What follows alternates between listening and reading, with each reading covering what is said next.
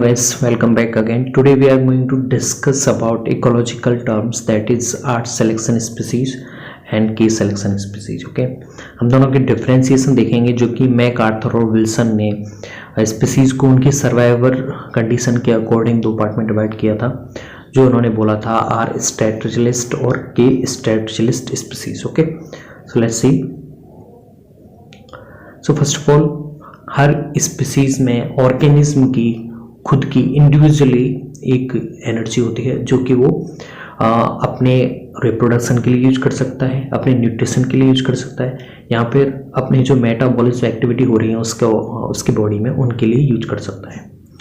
तो बेसिकली इन्हीं ही survival conditions और एनर्जी की यूज़ के अकॉर्डिंग ही हम इन्हें डिवाइड करेंगे. तो देखते हैं, हम चार्ट वाइज हम इनका डिस्कशन करने वाले हैं. तो यहाँ पे आर्ट सिलेक्शन स्पीसीज दी हुई हैं और इधर आपके केस सिलेक्शन स्पीसीज दी हुई हैं. साइड में आपके कैरेक्टर्स दिए हैं जिनके अकॉर्डिंग हम इन्हें डिवाइड करने वाले हैं. तो देखिए, आर्ट सिलेक्शन स्पीसीज में आपके मोस्टली जितने भी स्मॉलर ऑर्गेनिज्म हो, स्मॉलर प्लांट स्पीसीज हैं वो आते हैं. और जबकि केस सिलेक्शन स्पीसीज में आपके मोस्ट एडवांस प्लांट स्पीसीज और एनिमल स्पीसीज आते हैं. अगर हम इनके एनवायरनमेंट में बात करें तो आर्ट सिलेक्शन स्पीसीज कैसे एनवायरनमेंट में सर्वाइव करवाती हैं, जो एनवायरनमेंट वेरिएबल हो, अनसर्टेन हो, उसकी कंडीशन अनसर्टेन हो और अनप्रेडिक्टेबल हो. जबकि केस सिलेक्शन स्पीसीज हैं वो एक कांस्टेंट एनवायरनमेंट में सर्वाइव करती हैं, प्रेडिक्टेबल, एक मोस्ट सर्टेन जो मोस्ट कॉमन होता है ऐसा एनवायरनमेंट वहाँ पे सर्वाइव करेंगे. आर्ट सिलेक्शन स्पीसीज में आपके स्मॉलर एनिमल्स आते हैं, पर स्मॉलर प्लांट स्पीसीज आते हैं जो कि रैपिड डेवलपमेंट करते हैं, यानी कि डेवलपमेंट कैसा होगा उनका, रैपिड होगा. और उनकी बॉडी साइज कैसी होती है, स्मॉलर होती है. ठीक है, जैसे आपके माइक्रो ऑर्गेनिज्म है उनकी स्मॉलर साइज होती है, जबकि आपकी केस सिलेक्शन स्पीसीज वाले ऑर्गेनिज्म है उनकी लार्जर बॉडी शेप मिलेगी. ओके, मोर्टिलिटी देखें, मोर्टिलिटी यानी कि मृत्यु दर देखें तो आर्ट सिलेक्शन स्पीसीज की कैसी होती है, दिशाहीन होती है और डेंसिटी इंडिपेंडेंट होती है, यानी कि डेंसिटी पे डिपेंड नहीं करती है. कुछ फैक्टर होते हैं जो डेंसिटी को यहाँ पे डिसाइड करते हैं. जबकि केस सिलेक्शन स्पीसीज वाले एनिमल्स या फिर ऑर्गेनिज्म की कैसी होगी, डायरेक्टेड होगी, दिशायुक्त होगी और डेंसिटी डिपेंडेंट होगी. अब देखिए, आर्ट सिलेक्शन स्पीसीज में जैसा कि मैंने बताया, एनिमल में स्मॉलर ऑर्गेनिज्म, प्लांट में आपके जो प्रिमिटिव प्लांट हैं जैसे एल्गी हैं, लाइकेन हैं, वो आते हैं. तो उनकी रैपिड डेवलपमेंट होता है, बॉडी साइज छोटी होती है, मोस्ट ऑफ द एनर्जी वो अपने रिप्रोडक्शन में खर्च कर देते हैं. देखिए, रिप्रोडक्शन में खर्च हो जाएगी तो वहाँ पे आपके पेरेंटल केयर में एनर्जी बिल्कुल यूज़ नहीं कर पाते हैं. जबकि केस सिलेक्शन वाले स्पीसीज वाले हैं वो आपकी रिप्रोडक्शन में एनर्जी कम यूज करते हैं ताकि वो पेरेंटल केयर में उस एनर्जी का यूज कर पाए. तो पेरेंटल केयर किस में ग्रेट होगी, केस सिलेक्शन स्पीसीज वालों में. अब लाइफ स्पेन किसकी ज़्यादा होती है, आपके जो उनका बॉडी शेप ज़्यादा होगा.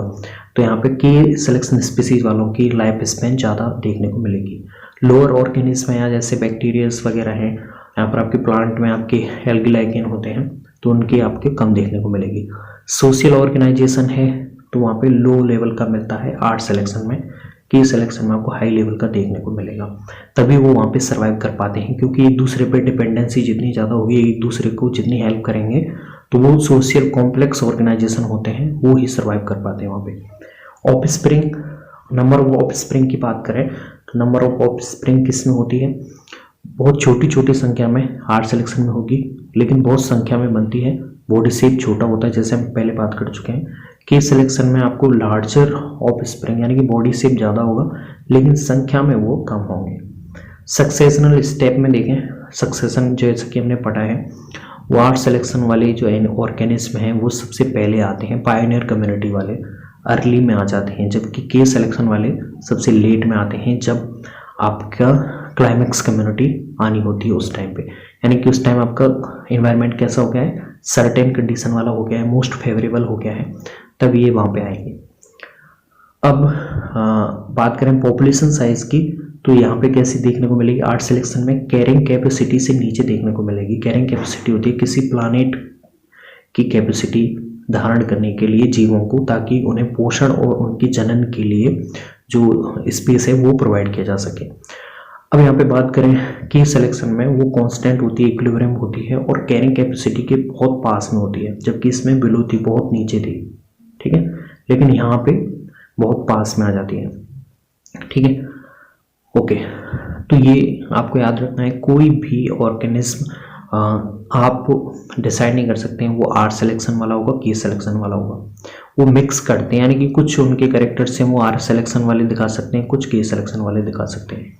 तो किसी एक स्पेसिफिक स्पीसीज को आप के सिलेक्शन में नहीं रख सकते, यहाँ पे आर सिलेक्शन में नहीं रख सकते हैं, उनके कुछ कैरेक्टर्स हैं, उनके अकॉर्डिंग हम उन्हें वहाँ पे पार्टिसिपेट कर सकते हैं। आपको याद रखना है, कैरेक्टर से एक मेन है, आर सिलेक्शन वाले लोअर होते हैं, बॉडी शेप छोटा होता है, रैपिड डेवलपमेंट होता है, लेकिन संख्या में बहुत अधिक बनते हैं, लेकिन बॉडी साइज छोटी होती है, इसीलिए उनकी कैरिंग कैपेसिटी है वो ऑलवेज कम होती है। जबकि के सिलेक्शन वालों का बॉडी शेप ज़्यादा होता है, डेवलपमेंट कम होता है, इसलिए पेरेंटल केयर ज़्यादा होती है और ये कैरिंग कैपेसिटी तक पहुँच जाते हैं। तो ये था आर सिलेक्शन और के सिलेक्शन, जो कि मैकआर्थर और विल्सन ने बताया था।